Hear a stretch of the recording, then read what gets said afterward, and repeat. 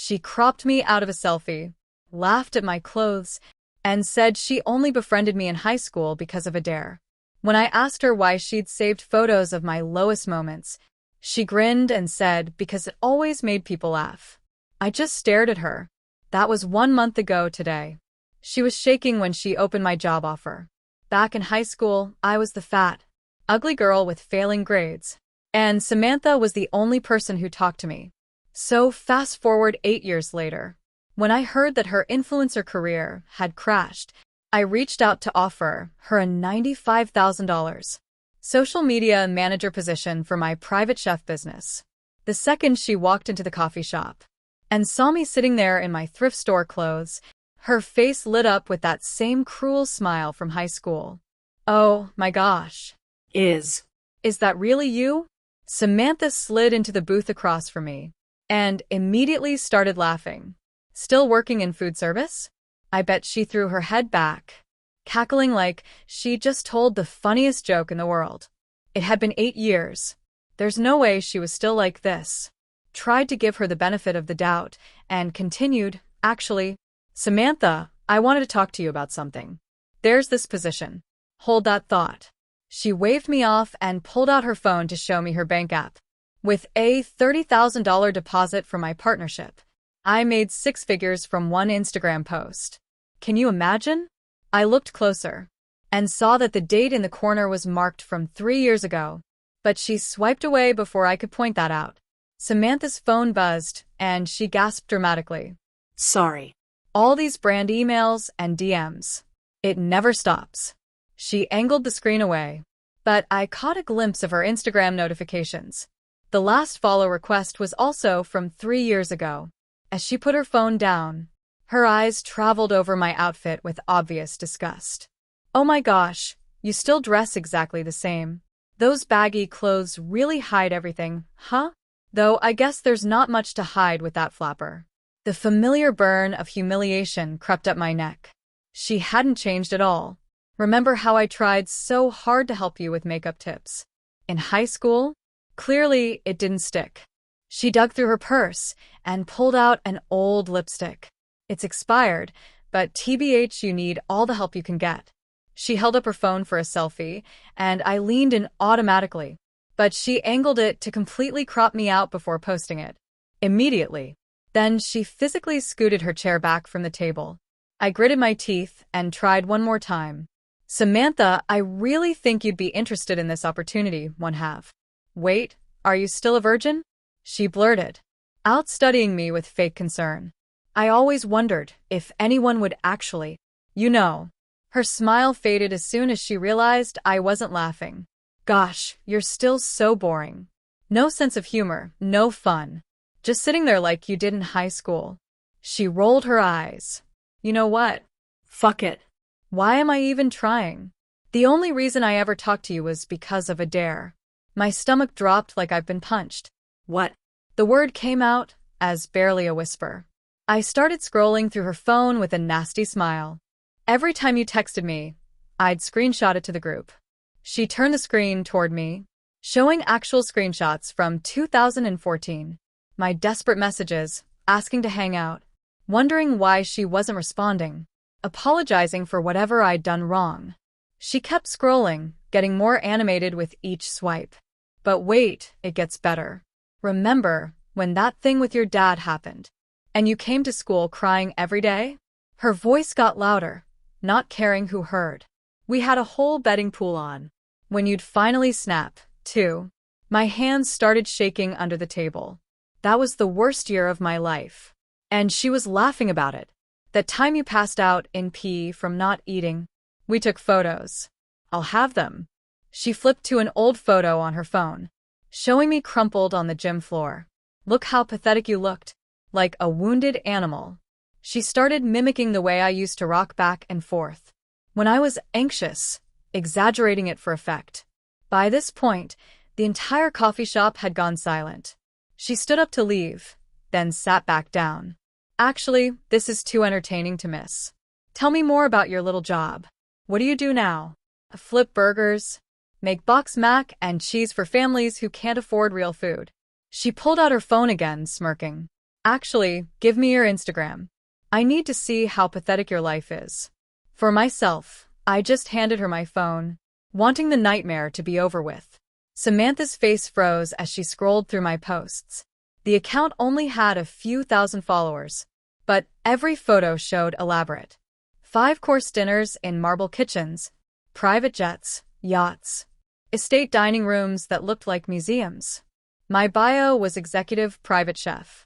The most recent post showed a $30,000 dinner service. Samantha's face went totally white. She kept scrolling through my phone with shaking hands, her mouth hanging open. What the actual fuck? The words came out. Strangled. No. There's no fucking way this is actually you. I watched her fingers scroll frantically through my Instagram feed, each swipe making her breathing more ragged. The coffee shop's background noise faded. As customers pretended not to stare at our table, her hand trembled as she clicked on a video, showing me plating Wagyu beef in a kitchen, bigger than most apartments. Client's voice could be heard praising the presentation. Samantha's knuckles went white, gripping my phone. She shoved the phone back at me so hard it nearly fell off the table. I caught it smoothly and flipped it into my pocket. Her chair scraped against the floor as she stood up abruptly, then sat back down, then stood again like she couldn't decide what to do with her body. I took a slow sip of my coffee, watching her process what she'd just seen. The same girl she'd photographed passed out on a gym floor, now cooked for people who owned private jets. Her face cycled through confusion, disbelief, and something that looked like panic. She grabbed her purse and started digging through it frantically, pulling out her own phone again. Her fingers flew across the screen, probably trying to find more information about me online. I could see her searching my name on Google, LinkedIn, anywhere that might explain how this had happened. The barista called out someone's order, and Samantha jumped at the sound. She looked around the coffee shop, like she was seeing it for the first time, noticing how everyone was still watching us. Her cheeks flushed red. I pulled out the folder I'd brought with me and set it on the table between us. The job offer I'd prepared, complete with salary details and benefits package. She stared at it like it might bite her. Her phone buzzed with an actual notification. This time she glanced at it, and her face went even paler. I caught a glimpse of an overdue payment reminder. Before she flipped the phone face down, she reached for the folder with shaking hands, then pulled back, reached again, finally grabbed it and opened it, her eyes scanning the first page. The salary figure was right at the top. $95,000 plus benefits. More than she'd probably seen in the last 2 years combined. Her expired lipstick rolled off the table and onto the floor. Neither of us moved to pick it up. She kept reading, her breathing getting shallower with each line. The job description outlined: managing social media for a successful private chef business with high-profile clients. She looked up at me, then back at the papers, then at me again. Her mouth opened and closed several times, but no words came out. The cruel smile from earlier was completely gone, replaced by something raw and desperate. I watched her realize that I held all the power now, that I could help her, or leave her drowning in whatever financial mess she was clearly in. The same dynamic from high school, completely reversed. She set the folder down carefully and smoothed out the pages with trembling fingers. Her voice came out hoarse. When she finally spoke, she asked if this was real, if I was actually offering her this job. No mockery, no sarcasm, just naked desperation. I nodded and explained that I'd been following her. Career such as it was, I knew her influencer income had dried up. That despite everything, she did have genuine social media skills that could be valuable, if properly directed. Her hands clenched and unclenched in her lap. She kept glancing between me and the job offer, like she was trying to solve an impossible equation. The girl she tortured for sport was now in a position to save her. She asked why. Why would I help her after everything? Her voice cracked on the question. The coffee shop had gone back to its normal buzz of conversation, but our table felt like an island of tense silence. I told her it was a business decision, that personal feelings had nothing to do with it, that I needed someone with her specific skills, and she needed a job. Simple as that. She laughed, but it came out strangled and wrong. She said she didn't deserve this. Didn't deserve my help. The words seemed to physically hurt her to say. I'd never seen Samantha humble before. It didn't suit her. I reminded her that this was a real position, with real responsibilities, but I ran a serious business, with demanding clients who expected perfection. That if she took the job, she'd be working for me, following my directions, representing my brand. She nodded rapidly, too rapidly, said she understood that she could do it, that she'd be professional. Her desperation was so thick. I could almost taste it. The predator from high school, reduced to begging for scraps from her former prey. I slid a business card across the table, told her to think about it, and call me by the end of the week. If she was interested, that we'd need to do a formal interview, check references, the whole process. This wasn't charity. It was business. She grabbed the card like a lifeline. Her fingers traced over my name and title. Executive, private chef, owner, CEO. All the things she never imagined I could be. I stood up to leave, and she scrambled to her feet, too. I'm trying to understand why she kept that expired lipstick in her purse. Does holding on to old things help her feel important? The way she showed that 3-year-old bank deposit makes me wonder if she's been replaying her successful moments over and over in her mind to avoid facing what's happening now. For a moment, we just stood there. The power dynamic between us completely transformed. She looked smaller, somehow diminished, like all her cruelty had been armor. And now she stood exposed. As I turned to go, she called out, asked if I remembered all those times in high school, when she'd promised to invite me to parties, but never did. When she'd said we were friends but treated me like a joke. Her voice was barely above a whisper. I stopped, but didn't turn around. Told her I remembered everything. Every screenshot, every bet, every photo of me at my lowest. Let that hang in the air between us. Then I walked out, leaving her standing there with my business card clutched in her hand. The bell above the door chimed as I left. Through the window, I could see her sink back into her chair, staring at the job offer like it was written in a foreign language. My phone buzzed as I reached my car. A text from an unknown number. Samantha already saying she was interested, that she'd call tomorrow, that she was sorry. The messages came rapid fire, each more desperate than the last. I didn't respond. Let her sweat it out for a few days. Let her wonder if the offer was even real, or just an elaborate revenge fantasy. The same uncertainty she'd put me through all those years ago.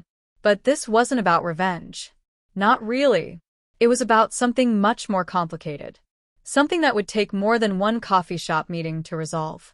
I drove to my next client's house, a mansion in the hills, with a kitchen that cost more than most people's homes.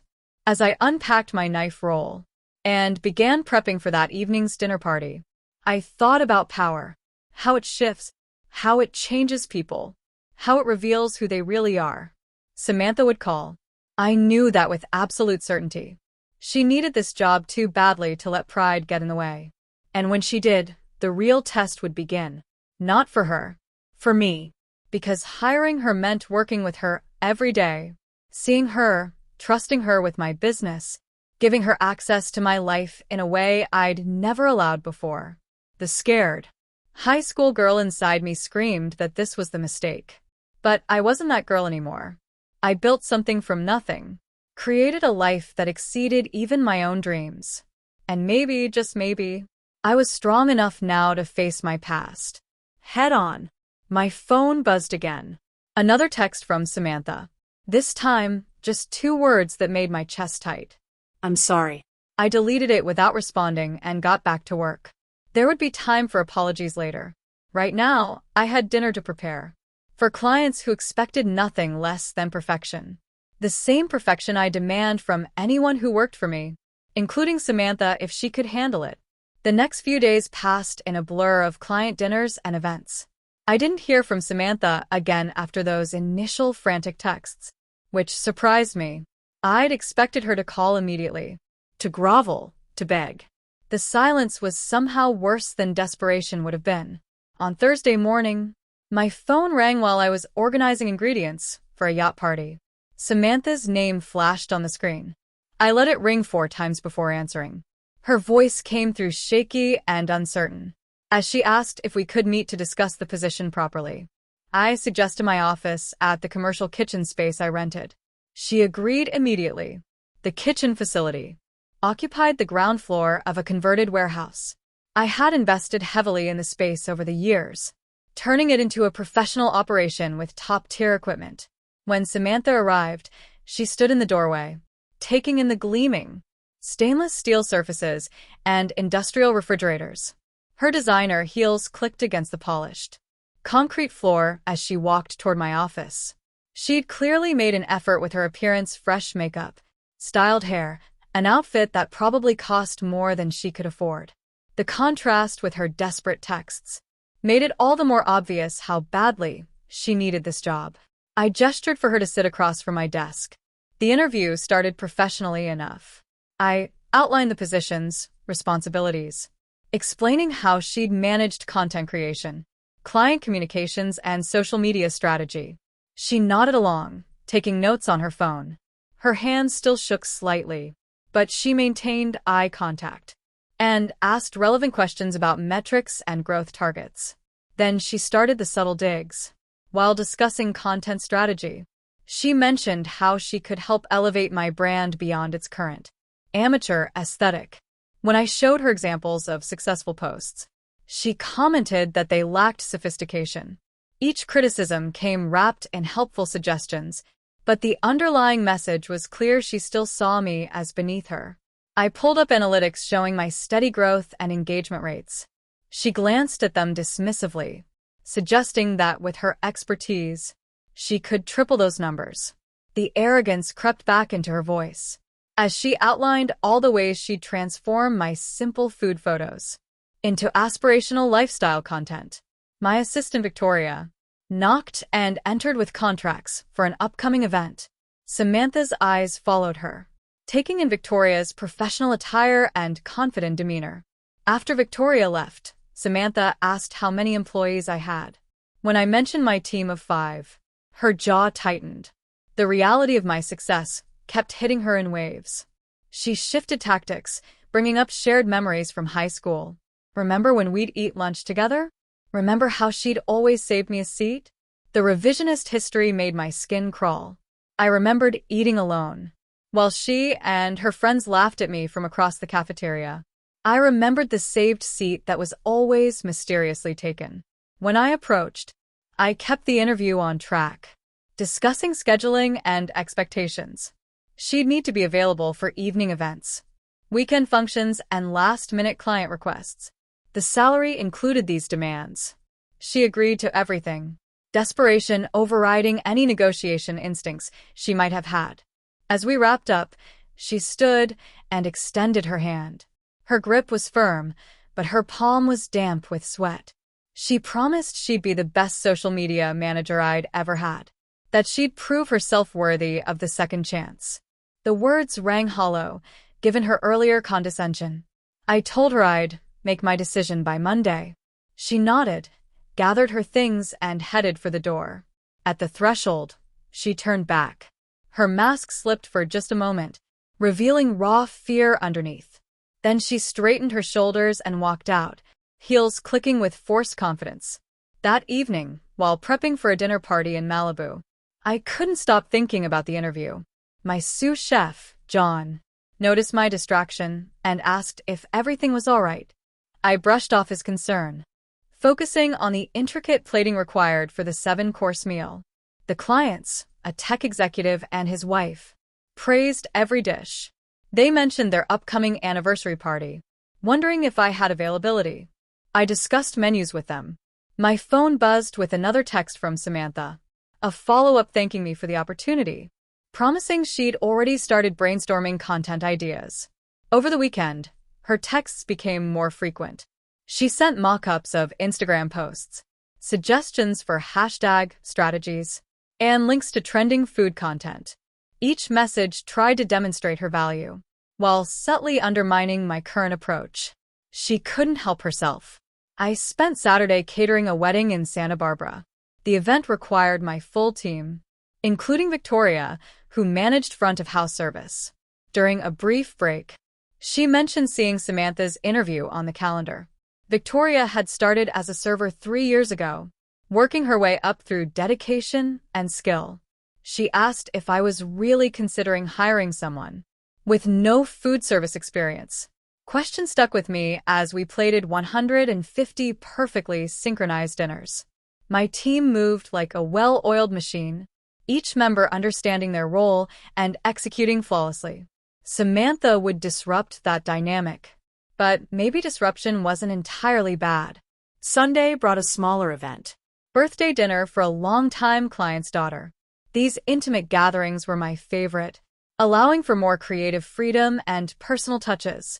As I prepared handmade pasta, my mind wandered to high school, to all the times I'd cooked alone at home, finding solace in the kitchen while Samantha and her friends partied. My phone rang while the pasta dried. Samantha again. This time, she wanted to clarify her vision for the social media strategy. I let her talk here, in the desperation creeping back into her voice. As she oversold her ideas, she mentioned her follower count 3 times, though I knew most were bought or inactive. Monday morning arrived with a sense of inevitability. I'd made my decision over the weekend, though part of me still questioned the wisdom of it. I called Samantha at 9 sharp. She answered on the first ring, breathing audibly into the phone. I offered her the position with conditions: 3-month probationary period, weekly performance reviews, strict guidelines about professional conduct and client interactions.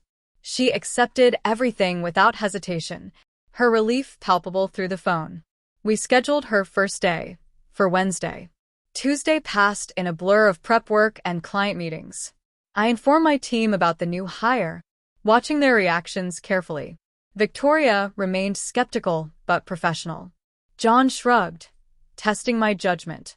The other seemed curious about the addition of a dedicated social media manager. Samantha arrived early Wednesday morning, dressed in what she probably considered appropriate work attire. The designer dress and heels looked absurdly out of place in the industrial kitchen. I handed her a company polo shirt and suggested she might want to keep spare clothes here for event days. Something feels off about how quickly Samantha's asking for this job. After those first desperate texts, what's really driving this sudden career change? From influencer to food service? Her comments about elevating the brand and fixing the amateur aesthetic make me wonder if she truly understands she's the one who needs help here.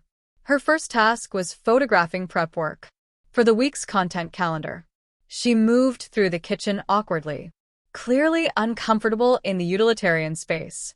When John offered to explain our organization system, she brushed him off with barely concealed disdain. The old Samantha, peeking through already. I watched her work, noting how she avoided interacting with the team beyond necessity. She set up elaborate photo shoots for simple dishes, spending an hour on what should have taken 10 minutes. When I suggested efficiency improvements, she explained that I didn't understand modern content creation. The first client meeting tested her professionalism. Mrs. Chun, a regular who'd been with me since the beginning, came to discuss her annual charity gala. Samantha's eyes widened at the budget discussion, realizing the scale of events I handled. She took notes silently, occasionally glancing at me with something like respect. After Mrs. Chun left, Samantha immediately started critiquing the meeting. I should have pushed for a higher budget. I should have suggested trending menu items instead of Mrs. Chen's favorites. I should have presented myself more professionally. Each criticism chipped away at my patience. That afternoon, while the team prepped for an evening event, Samantha cornered me in the office. She'd been reviewing my past posts and identified numerous missed opportunities. Her tone dripped condescension as she explained basic social media principles I've been successfully applying for years. I assigned her to shadow the evening event, learning how service actually worked. She balked at the suggestion, insisting her time was better spent creating content. Strategies made it clear that understanding our operations was non-negotiable. She agreed with obvious reluctance. The event, a corporate dinner for 40, ran smoothly until Samantha decided to network with guests. I caught her handing out her personal Instagram handle, positioning herself as the creative force behind my brand. When I confronted her privately, she claimed she was building valuable connections for the business. Thursday brought new challenges.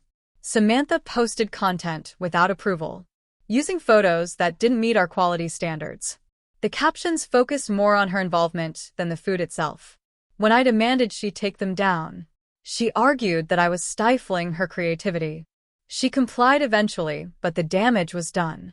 Several clients had seen the posts, commenting on the sudden change in voice. I spent the morning doing damage control, assuring them that our service standards remained unchanged. Samantha watched from her desk, seemingly oblivious to the problem she'd caused. Her treatment of the team worsened by the day. She ordered Victoria to fetch her coffee. Despite Victoria being senior staff, she criticized John's knife skills, while barely knowing how to hold a blade herself. The kitchen's harmonious atmosphere grew tense with her presence. Friday afternoon, I overheard her on a phone call. She was describing her new position to someone, claiming she'd been brought in to save a failing business. He painted me as a charity case who'd gotten lucky, someone who desperately needed her expertise to succeed. My hands clenched around my knife handle. When she hung up, I called her into the office. The conversation stayed professional, but I made it clear that undermining the business or team would result in immediate termination. She apologized with fake sincerity, promising to be more mindful. Her eyes told a different story. The weekend brought a high-profile event, a tech launch party for 200 guests. This was the kind of function that could make or break reputations. I needed all hands working perfectly, including Samantha. I assigned her to photograph the event while helping with basic prep. She arrived late, claiming traffic, despite living 15 minutes away. Her outfit was completely inappropriate for kitchen work, forcing her to borrow clothes from Victoria. The borrowed polo shirt clearly irritated her, especially when she realized it meant she looked like regular staff. As the team worked through prep lists, Samantha wandered around taking photos. She kept getting in everyone's way, oblivious to the kitchen's rhythm. When hot pans needed to move, she stood in traffic lanes. When plating required precision, she leaned over shoulders for close UPS. John finally snapped when she nearly caused him to drop a tray of canapés. I told her to either help or get out of the way. She complained to me about his unprofessionalism, seemingly unaware of her own disruptive behavior. I sided with John, assigning her to garnish duty. Watching her struggle with basic tasks provided a strange satisfaction. She couldn't maintain consistent cuts on herbs. Her plating lacked any aesthetic sense. When Victoria tried to show her proper technique, Samantha insisted she was doing it correctly, pride preventing her from learning. The event itself went flawlessly, despite Samantha's attempts to insert herself into guest interactions. She kept approaching tables with her phone, disrupting conversations. For impromptu photo shoots, several guests complained about the intrusive photography. I had to physically remove her from the dining area. In the kitchen, she sulked while the team celebrated another successful event. She made snide comments about the menu being safe and uninspired, about how her influencer events had been more creative, about how we were wasting opportunities for viral content. The team ignored her, but I saw the irritation in their eyes. Week 2 started with Samantha submitting an elaborate proposal for a complete rebrand. New logo, new aesthetic, new everything. She'd clearly spent the weekend working on it, hoping to impress me with her initiative. Instead, it revealed how little she understood about my business and clients. I rejected the proposal, explaining that our brand was built on consistency and reliability. Clients trusted us because we delivered excellence without gimmicks. She argued that I was stuck in the past, afraid of innovation. The conversation grew heated before I shut it down. She retaliated by becoming increasingly difficult to manage. She showed up late, left early, and spent most of her time on personal calls. When I addressed the behavior, she'd improve for a day before sliding back. The 3-month probation period felt like a lifetime. Her content creation remained problematic. She insisted on featuring herself prominently in posts, turning my business account into her personal platform. When I enforced approval processes, she complained about creative restrictions. Every interaction became a battle of wills. The breaking point came during a charity event. For one of my oldest clients, Samantha had been explicitly told to remain behind the scenes, focusing on capturing candid moments. Instead, she approached the host table during service, pitching her own catering services for future events. I watched in horror as she handed out business cards for a company that didn't exist yet. She was using my contacts to launch her own competing business. The betrayal felt familiar, like high school all over again. But this time, I had power to respond. I pulled her aside immediately, keeping my voice low but firm. She was done for the evening. We discussed this on Monday. She tried to explain, claiming she was exploring partnership opportunities, but I walked away. The team finished the event without her, the kitchen running smoother in her absence. That weekend, I discovered she'd been screenshotting my client lists and private communications. Victoria found her logged into my computer after hours, downloading files. Security footage confirmed she'd been staying late to access confidential information. Just like high school, she was documenting everything for her own purposes. I spent Sunday consulting with my lawyer, preparing termination paperwork. The probationary period allowed dismissal without cause, but I wanted everything documented properly. This wasn't about revenge anymore. It was about protecting what I built from someone who wanted to tear it down.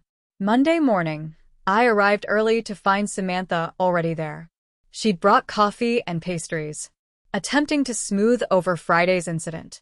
Her smile was bright and fake as she apologized for the misunderstanding. She promised it wouldn't happen again, that she was still learning professional boundaries. I let her talk, noting how she twisted every action into something noble. She wasn't stealing clients. He was expanding opportunities. She wasn't undermining my authority. She was showing initiative. The manipulation was so transparent, yet she delivered it with complete conviction. When she finished, I placed the termination letter on the desk. Her face went through several expressions before settling on shock. She read it slowly, hands beginning to shake like they had in the coffee shop. When she looked up, tears were forming in her eyes. Tears were strategic, I realized, just like in high school, when she'd cried at teachers about mean girls bullying her, painting herself as the victim. But I'd learned to see through the performance. I stayed silent, waiting for her next move. She tried anger next, threatening to expose how I'd hired her just to humiliate her. How this was all an elaborate revenge plot. How she'd tell everyone in the industry about my unprofessionalism. The threats might have worked on the old me, but I'd kept meticulous records of her behavior. When I remained unmoved, she cycled back to desperation. She needed this job. She'd change. She'd follow every rule, respect to every boundary. The promises poured out in a frantic stream. But I'd heard these promises before, in texts and calls and conversations. They meant nothing. I gave her an hour to collect her belongings. Under Victoria's supervision, she used the time to text frantically, probably trying to salvage the contacts she'd stolen. What made her think she could start her own business? Using someone else's clients, right in front of them? The way she kept pushing boundaries, even after warning, shows such a strange pattern. Did she really not see how each action was making things worse? Victoria later told me she tried to download more files, but IT had already revoked her access. As she left, carrying a box of her few personal items, she turned for one last shot. She said, "I'd never be anything more than the fat, ugly girl from high school. That success couldn't change who I really was. Everyone would eventually see through my act, just like she had." The words stung, but not like they would have before. because I realized she was talking about herself. She was the one who couldn't change, couldn't grow, couldn't see beyond high school dynamics. I was running a successful business, while she was still playing teenage games. The team visibly relaxed after her departure. John actually smiled while prepping vegetables. Toria efficiently reorganized the system Samantha had disrupted. The kitchen returned to its natural rhythm, like a body healing after removing a splinter. That evening, while catering an intimate anniversary dinner, I thought about second chances. How I'd offered one to someone who'd never wanted it. Samantha had seen my success as something to exploit, not celebrate my kindness as weakness, not strength. But I'd learned something valuable from the experience. Scared high school girl was still inside me, but she no longer controlled my decisions. I'd faced my past, looked my bully in the eye, and chosen my present instead. That was its own form of triumph. My phone buzzed with messages from Samantha throughout the week. Apologies, threats, pleas, and accusations, and rotating cycles. I documented everything for legal purposes, but didn't respond. There was nothing left to say. Our story had played out exactly as it was always going to. By Friday, the messages had stopped. Victoria mentioned seeing Samantha's Instagram stories, where she claimed to have quit my toxic workplace. She was spinning the narrative for her dwindling audience, painting herself as the victim of a jealous former classmate. Some things never changed. I focused on moving forward. The business continued thriving. Without a dedicated social media manager, my team suggested we promote from within, instead training someone who understood our values. Victoria expressed interest, already familiar with our brand voice and client relationships. The following week brought new challenges and opportunities. A celebrity chef wanted to collaborate on a charity event. A food magazine requested an interview about women in the culinary industry. My calendar filled with the kind of success Samantha had tried to steal, rather than earn.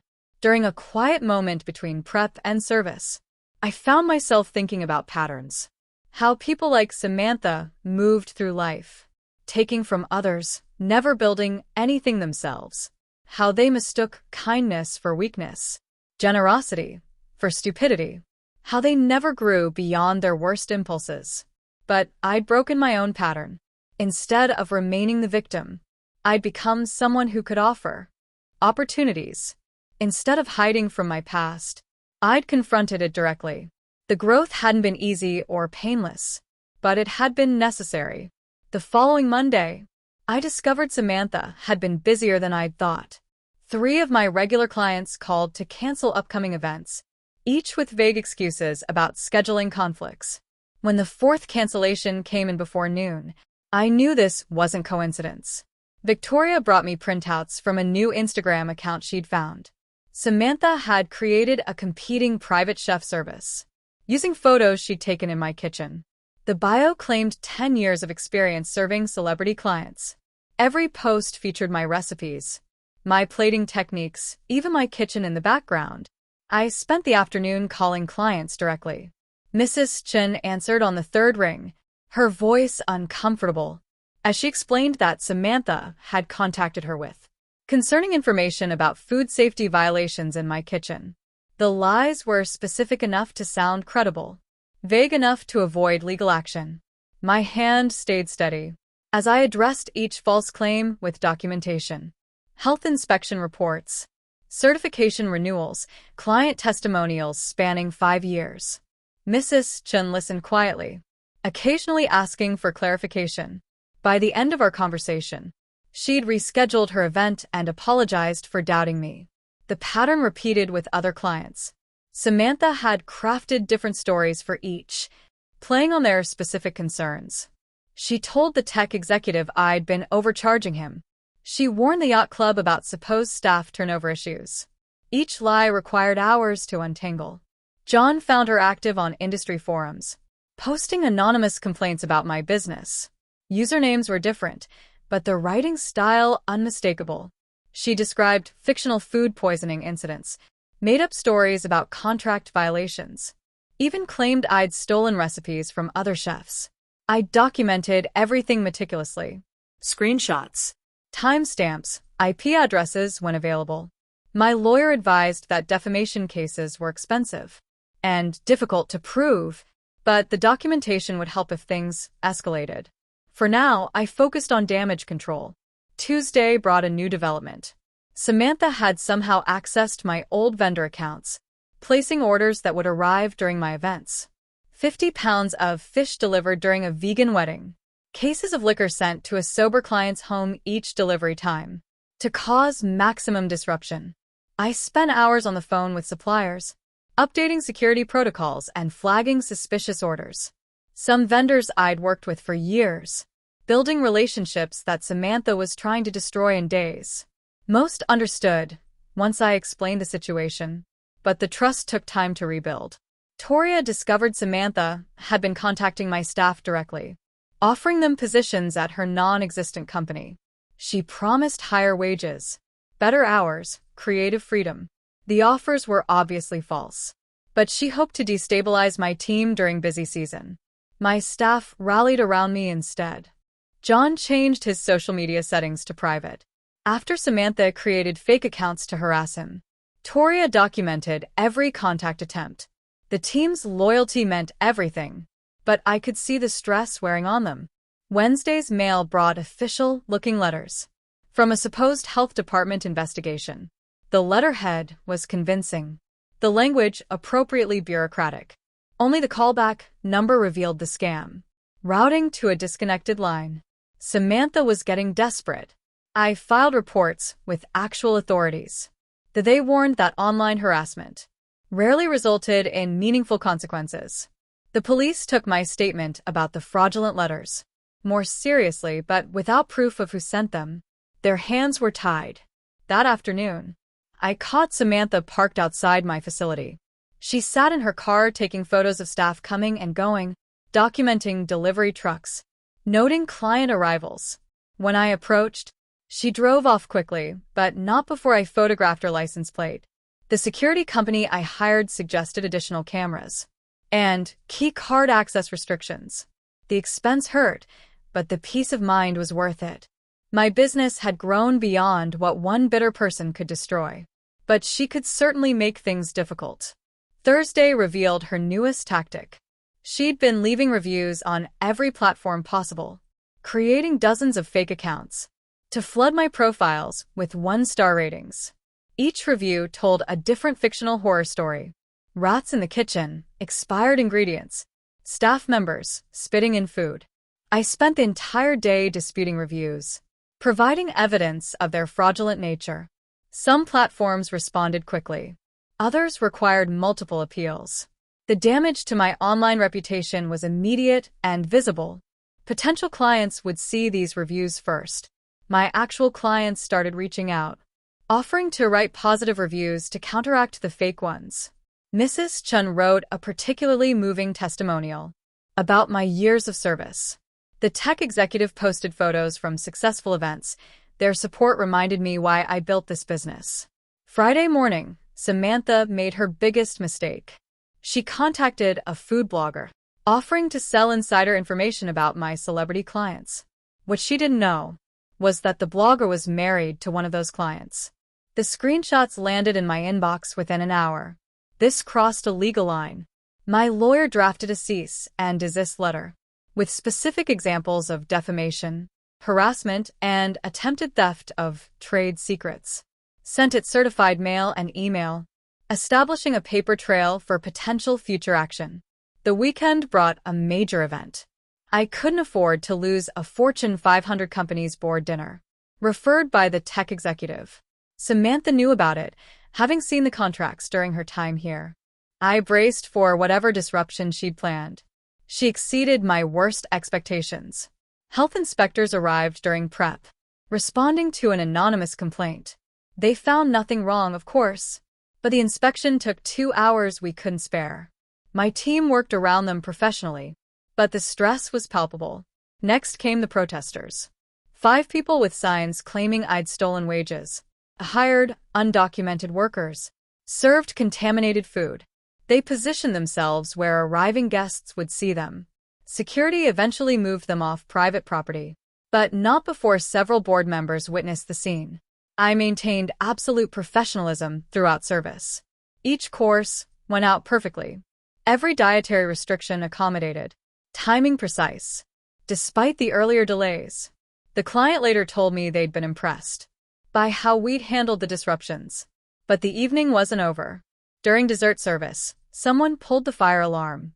Guests evacuated while firefighters searched for non-existent smoke. Her old vendor account still worked after she got fired. That's odd. Most places cut off access right away when someone leaves. Makes me wonder if she kept passwords written down somewhere, or if the security was just that bad to begin. Security footage showed a woman in a hood near the alarm pole station. The build matched Samantha, but the image wasn't clear enough for proof. My team returned to find the kitchen ransacked. Nothing stolen, but equipment moved, ingredients mixed up, prep work disturbed. We had 20 minutes to restore order and plate desserts. Everyone worked without complaint, fixing what Samantha had tried to destroy. The event ended successfully. Despite everything, The board members complimented the food, the service, the handling of unexpected challenges. Several requested my card for their own events. Samantha's sabotage had backfired, showcasing my team's professionalism under pressure. Saturday morning, I found her waiting by my car. She looked terrible, hair unwashed, those wrinkled eyes wild with sleeplessness.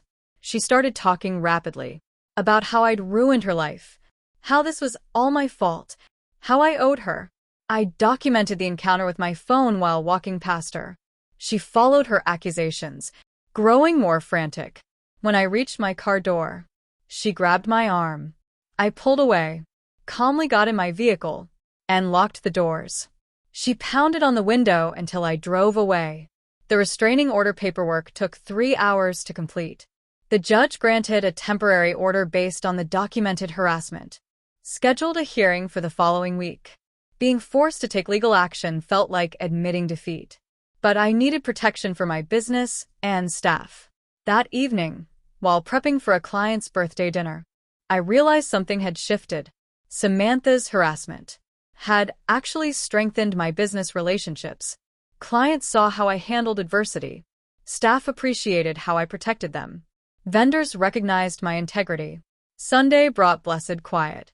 No fake reviews, no surprise deliveries, no protesters. Samantha was probably digesting the restraining order, planning her next move. I used the time to implement additional security measures and brief my team on new protocols. The birthday dinner that night reminded me why I loved this work. Regenerations gathered around a table, sharing dishes that sparked memories and created new ones. The grandmother cried when she tasted a recreation of her late husband's favorite meal. These moments mattered more than any drama Samantha could create. Monday's restraining order hearing went smoothly. Samantha didn't appear, which meant the order was granted by default. The judge reviewed my documentation, asked a few clarifying questions, and issued a 1-year protection order. Small, all victory, but necessary. I returned to find my inbox full of supportive messages. Word had spread through the client network about Samantha's harassment campaign. People who'd never hired me reached out to express solidarity. Some booked events just to show support. The community I'd built was protecting itself. Victoria had spent the weekend creating a crisis management plan, new social media monitoring tools, review tracking systems under verification protocols. She transformed Samantha's attacks into an opportunity to strengthen our operations. I promoted her to operations manager on the spot. Tuesday brought one last surprise. A package arrived with no return address. Inside, I found printed screenshots of every fake review, every forged document, every lie Samantha had spread. At the bottom, a note in her handwriting. "You win." I turned everything over to my lawyer and the police. The admission of guilt might prove useful if she violated the restraining order. But I knew this wasn't really about winning or losing. It was about moving forward. That afternoon, I catered a small luncheon for a new client. They'd found me through Mrs. Chen's recommendation. Hadn't seen any fake reviews. Didn't know about the drama. To them, I was simply a chef who could create memorable meals. The fresh start felt good. My phone stayed quiet all week. No unknown numbers, no fake accounts, no harassment. Samantha had apparently given up, moved on to whatever came next for her. I found myself hoping she'd get help, find peace, build something real, instead of trying to destroy others' success. Friday marked 1 month since I'd fired her. The business was stronger than ever. Victoria had streamlined operations. John had developed new menu items. The team worked with renewed energy, free from toxic disruption. We'd survived and thrived. I stood in my kitchen that evening, prepping for a wedding the next day. The familiar rhythm of knife work calmed my mind. This space represented everything I'd built, through hard work and dedication. No one could take that away, no matter how hard they tried. The wedding went perfectly. 200 guests, 6 courses. Dietary restrictions ranging from vegan to keto. My team executed flawlessly. Victoria managing front of house while I focused on the kitchen. The bride hugged me during cleanup, saying it exceeded her dreams. As we loaded the van afterward, John mentioned he hadn't thought about Samantha all day. Neither had I until he brought it up. She'd consumed so much mental energy for weeks now. Felt like a distant memory. The past finally staying in the past. Sunday's schedule showed 3 consultations, 2 tastings and prep for the upcoming week. Business as usual. Wonderfully normal. I'd built something sustainable. Something that could weather storms. Like Samantha. The foundation was solid. I thought about the coffee shop meeting that started everything. How I'd wanted to help someone who'd hurt me. Hoping people could change. The expensive lesson learned. Some people don't want to change. They want to drag others down to their level. But I'd also learned about my own strength. The scared high school girl was still there, but she stood behind a successful woman who'd faced her bully.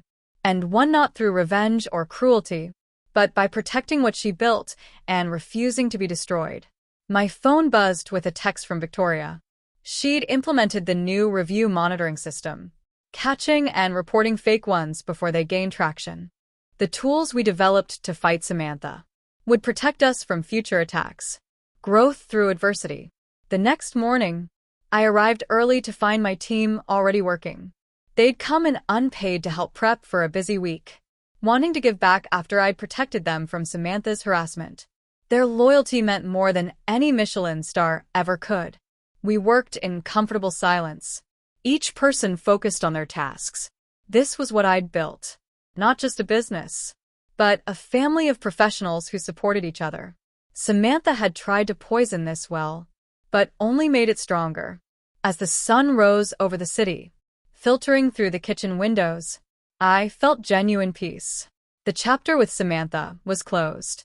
It remained part of my story, a reminder of where I'd come from and how far I'd grown. But she no longer had power over my present or future. I pulled out my knife roll, running my fingers over tools that had served me through countless meals. Each blade represented hours of practice, dedication to craft, commitment to excellence. These were things no one could steal or destroy. The week ahead promised new challenges, new opportunities, new chances to create memorable experiences for clients. I was ready for all of it. The past had been faced, the present protected, the future secured through hard work and integrity. My name is still whispered in certain circles, but now with respect rather than mockery. I transformed from the fat, ugly girl with failing grades into a successful business owner who'd faced down her worst bully and emerged stronger. The journey hadn't been easy, but it had been worth every difficult step.